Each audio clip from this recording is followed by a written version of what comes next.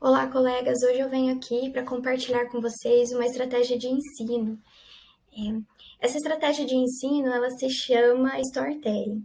O Storytelling é uma estratégia na qual os estudantes utilizam narrativas para aprender um determinado conteúdo.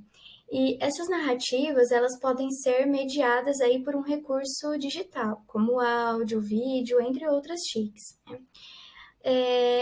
Ao contar uma história, o aluno ele vai desenvolver diversas competências, diversas habilidades, né?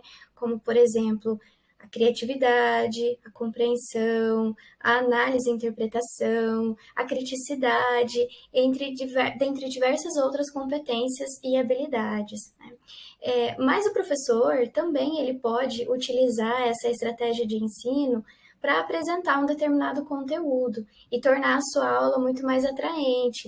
Então, ele pode utilizar a contação de histórias para apresentar para o aluno um conteúdo na sua aula. Então, ele pode utilizar-se de expressões, de gestos e chamar muito mais a atenção do seu aluno. Mas eu queria compartilhar aqui com vocês as etapas do storytelling para tornar a sua aula organizada e o processo de ensino-aprendizagem também através dessa estratégia. Então, vamos tomar aí como exemplo o conteúdo ciclos biogeoquímicos, por exemplo. Né? Então, nós temos algumas etapas, uma sequência para que esse storytelling fique mais organizado. Né? A primeira aqui é, por exemplo, você pode falar para o seu aluno, crie uma história em quadrinhos. O tema será ciclos biogeoquímicos.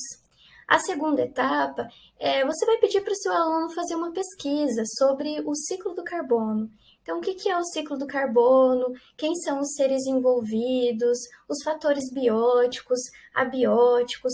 Como que os elementos interagem com os seres envolvidos nesse processo? Então, o seu aluno ele vai fazer toda uma pesquisa, né, sobre o ciclo do carbono, por exemplo. Pode ser outros ciclos. Você pode pedir para os seus alunos se dividirem em equipes na sala de aula. Cada equipe vai pesquisar um ciclo, ou todos vão pesquisar sobre o mesmo ciclo na sala de aula, né? Depois, eles vão escrever um roteiro, né? Vão escrever um roteiro sobre o ciclo pesquisado. Em seguida, vão desenhar a história e, por fim, apresentar essa história. Essa história, depois de desenhada, ela pode ser falada ali, gravada, um áudio, um vídeo, né? Depois deles desenharem, pode ser desenhada numa tela digital, pode ser no Paint, né? Eles podem utilizar algum recurso digital para desenhar, ou pode ser num papel mesmo, e depois apresentar através de um áudio essa história, ou eles podem apresentar, trocar entre os colegas essa historinha que eles fizeram. Tá? Então, é um procedimento bastante dinâmico, torna a aula bastante interativa. Aqui eu tenho um exemplo que foi realizado em uma turma de terceiro ano, o ciclo do carbono, é uma historinha que uma das equipes fizeram. Então, era uma fazendinha, né? A Fazenda Carbono. E depois, aqui do ladinho, a gente tem o ciclo do enxofre, também uma historinha realizada. E aí, por fim, aqui a gente tem os critérios avaliativos, né? Que nós, professores, podemos levantar. Então, o aluno, ele realmente compreendeu os conceitos, né, dessa atividade.